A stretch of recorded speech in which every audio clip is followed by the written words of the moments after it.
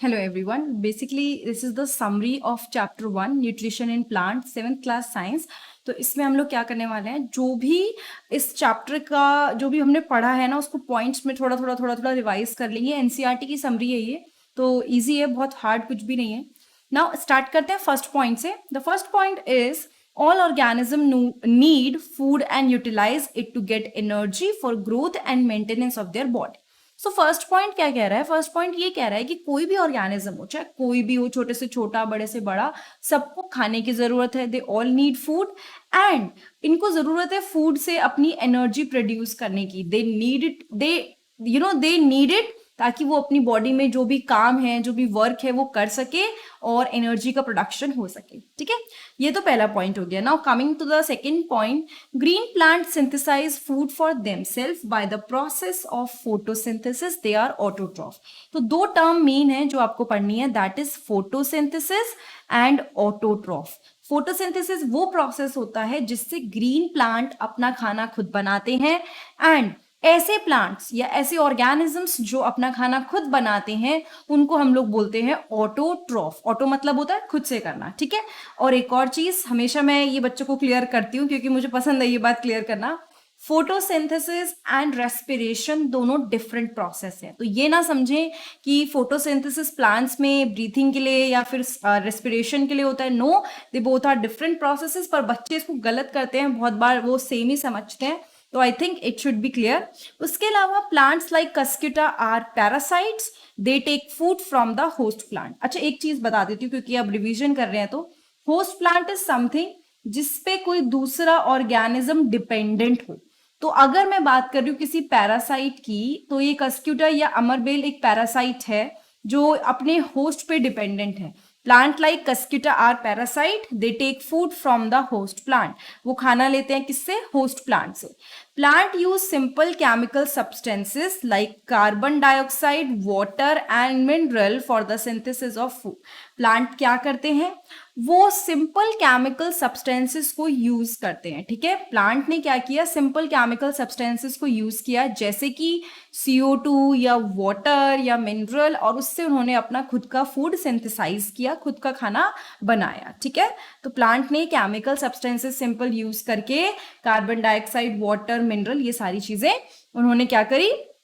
Basically मतलब इन सबको use करके अपना खाना सिंथेसाइज किया। सिंथेसाइज इज टू प्रोड्यूस, कोई चीज बनाना, उसको हम सिंथेसाइज बोलते हैं। ठीक है, नेक्स्ट आता है chlorophyll, water, carbon dioxide and sunlight are the essential requirement for photosynthesis. अगर फोटोसिंथेसिस प्रोसेस होगा तो उसके लिए क्लोरोफिल की बहुत ज्यादा जरूरत है, प्लांट्स की लीव्स के अंदर होता है ये। वाटर की जरूरत है, कार्बन डाइऑक्साइड एयर से मिल जाता है।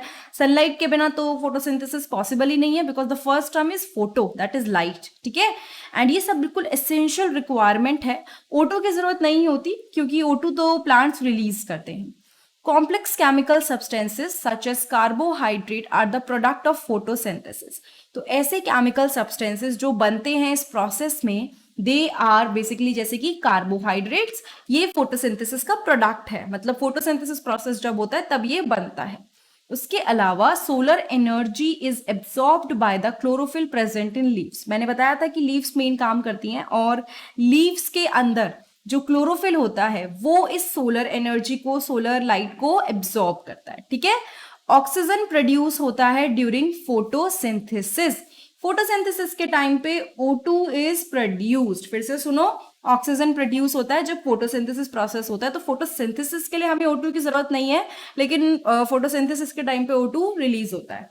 Now, oxygen release in photosynthesis is utilized by living organism for their survival.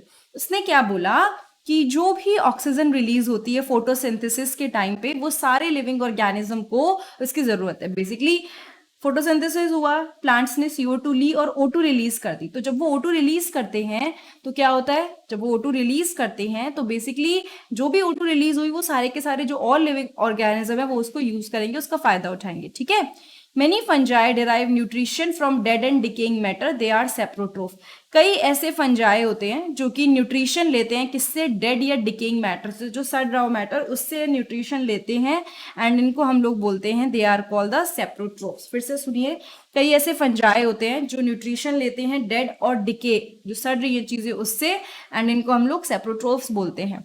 A few plants and all animals are dependent on other for their nutrition and they are called heterotroph. वैसे तो autotroph के साथ ही आपको पढ़ा देते हैं heterotroph. Heterotroph खुद से खाना नहीं बनाते, किस पे, दूसरों पे डिपेंडेंट होते हैं, ठीक है। और फंजाई सेप्रोट्रोफ की कैटेगरी में आता है, लेकिन पैरासाइट से अलग होता है। क्यों? पैरासाइट्स तो भाई लिविंग ऑर्गेनिज्म को फीड करना शुरू कर देते हैं, लिविंग ऑर्गेनिज्म से न्यूट्रिएंट लेना शुरू कर देते हैं, लेकिन फंजाई ऐसा नहीं करते।